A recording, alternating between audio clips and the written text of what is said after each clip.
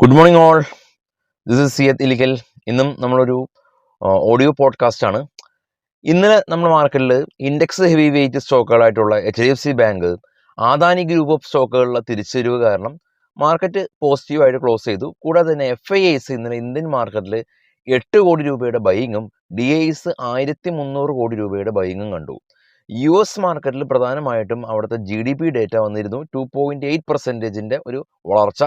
Initial jobless ക്ലെയിമും study ആയിട്ട് നിന്നു. അതുകൊണ്ട് ആ ഒരു കാര്യം പ്രശ്നം ഉണ്ടായിരുന്നില്ല. എങ്കിലും അവിടുത്തെ ടെക്നോളജി സ്റ്റോക്കുകളിൽ ഒരു ഇടിവ് കണ്ടു.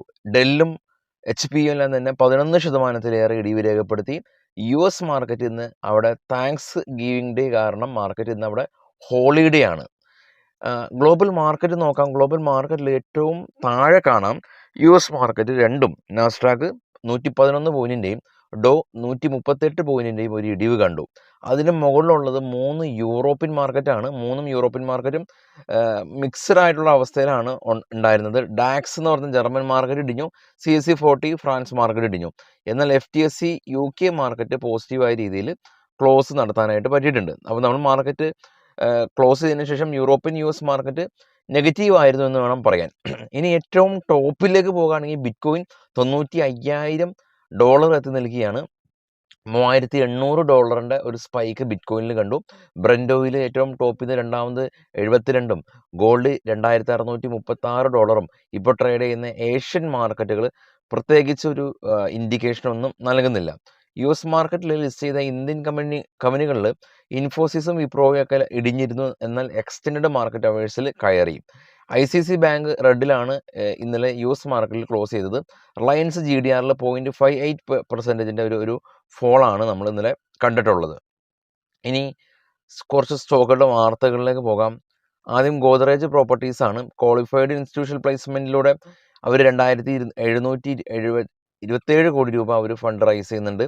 ഹഡ്കോ കമ്പനി അവർ 10 ഏക്കർ ലാൻഡിൽ നോയിഡയിൽ അൾട്രാ ലക്ഷറി പ്രൊജക്റ്റുകളെല്ലാം തന്നെ ചെയ്യാനായിട്ട് ധാരണയായിട്ടുണ്ട്.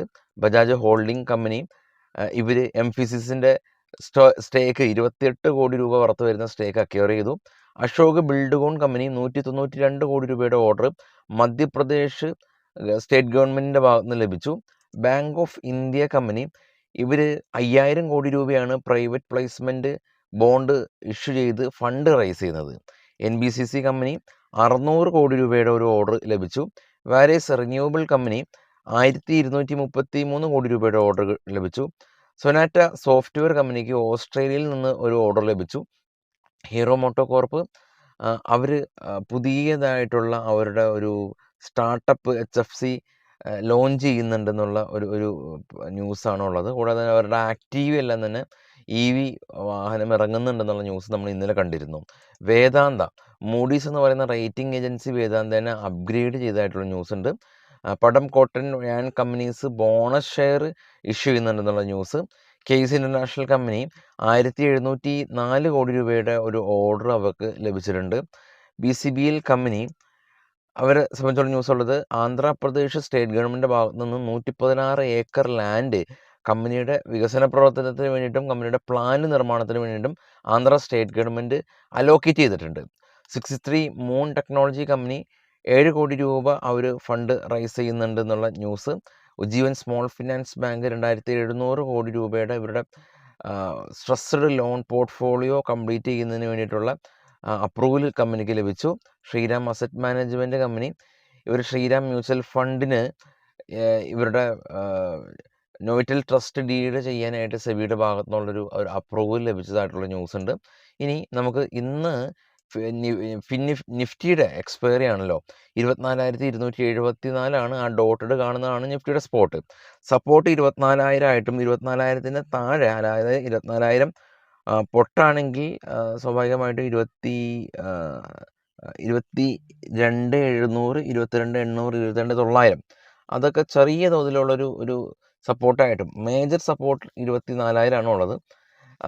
ഇനി റെസിസ്റ്റൻസ് സോണായിട്ട് ആക്ട് ചെയ്യുന്നത് പ്രധാന റെസിസ്റ്റൻസ് സോൺ 25,000 ആണ്.